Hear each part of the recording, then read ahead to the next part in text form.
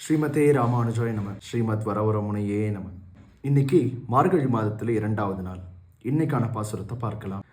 வையத்து வாழ்வீர்கள் நாமும் நம் பாவைக்கு செய்யும் கிருசைகள் கேளிரோ பார்க்கடலோர் பையத்து என்ற பரவனடி பாடி நெய்யுண்ணோம் பாலுண்ணோம் நாட்காலே நீராடி மையிட்டெழுதோம் மலரட்டு நாமுடியோம் செய்யாதன செய்யோம் தீக்குறளை சென்றோதும் ஐயமும் பிச்சையும் ஆந்தனையும் கைகாட்டி உய்யுமார் என்று நீ உகந்தேலோர் என்பாவாய். இந்த பாசுரத்தில் ஆண்டாள் நாம் முன்னாடி பார்த்த அந்த திருப்பாவை நோன்புக்கு என்னென்னலாம் பண்ணுங்கிறத நமக்கு சொல்கிறான். அதிகாலையில் எழுந்து குளிச்சுட்டு நாம் அந்த பார்க்கடலில் பள்ளி கொண்டிருக்க பரந்தாமனுடைய திருநாமங்களை சொல்லணும். நெய்யும் பாலும் நம்ம உணவில் சேர்த்திக்க கூடாது.